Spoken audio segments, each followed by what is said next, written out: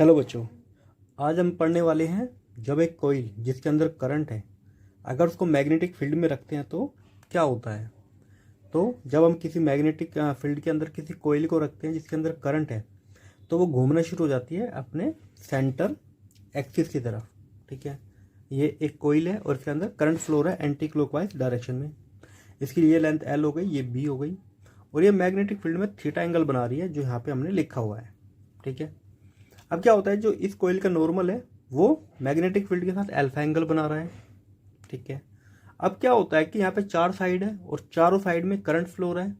तो हमने पिछली क्लासों में पढ़ा है जब भी किसी आर्म के अंदर करंट फ्लो होगा तो और वो मैग्नेटिक फील्ड में है तो उसके ऊपर फोर्स लगेगा ILB साइन थीटा, ये हमने पढ़ा है।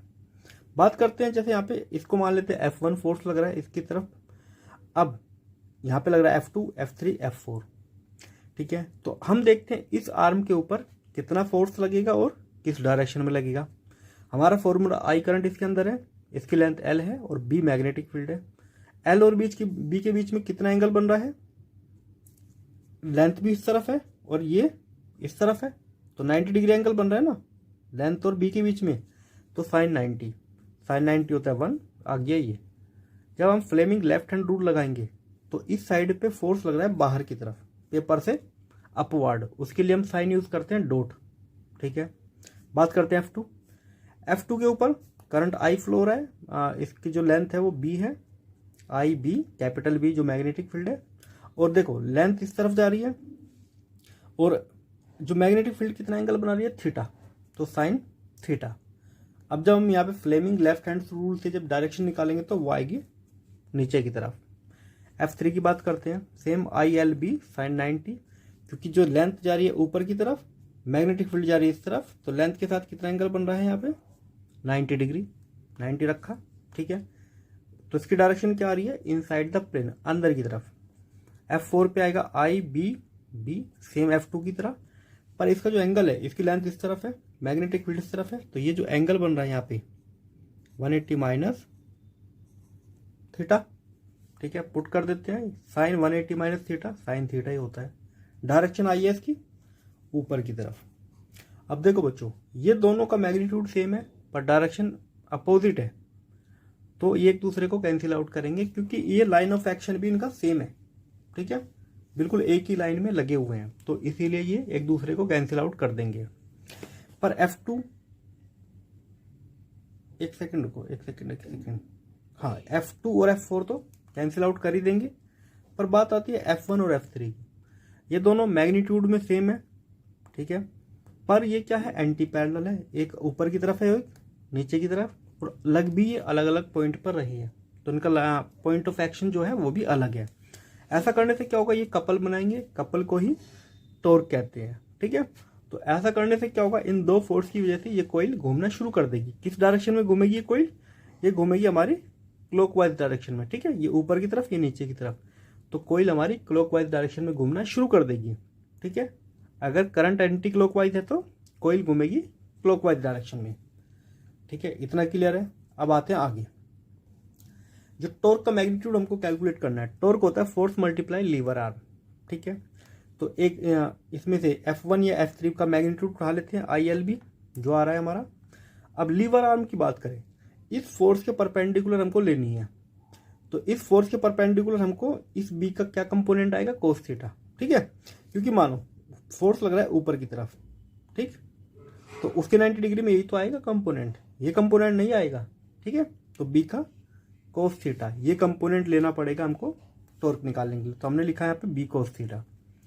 अब देखो बच्चों, L और B ये होता है कोइल का एरिया, लेंथ इनटू ब्रेथ, क्योंकि रेक्टेंगल कोइल है, एरिया आ गया, B यहाँ पे आ गया। अब थोड़ी ज्योमेट्री करते हैं।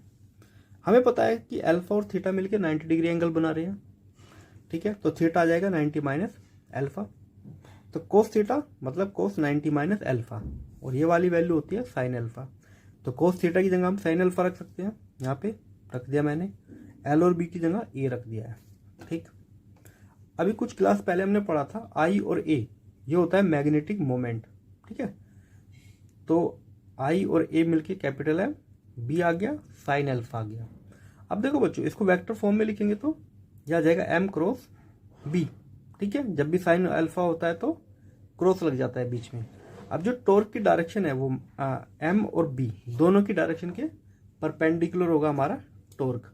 ठीक है, तो टॉर्क जो लग रहा है हमारा वो इन दोनों के परपेंडिकुलर डायरेक्शन में लग रहा है।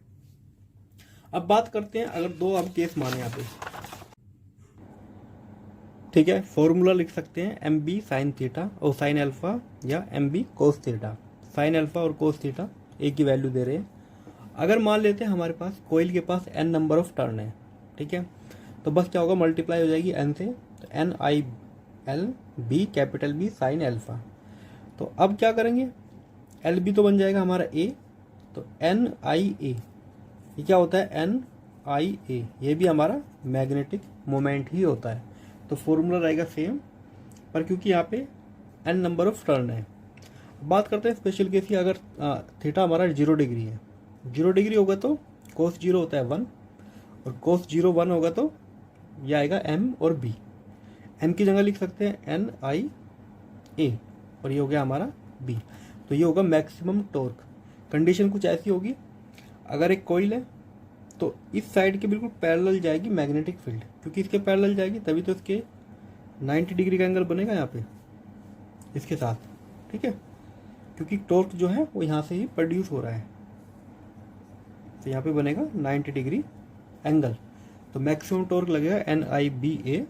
ठीक, अगर थीटा मानते हैं 0 डिग्री, 0 डिग्री का मतलब है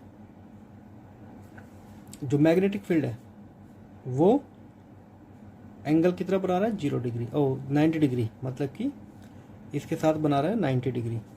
ठीक है, तो टॉर्क लगेगा कोस थीटा, कोस 90 होता है 0। ठीक है, तो ये थे हमारे दो केस। अब मिलते हैं अब अगले वीडियो में।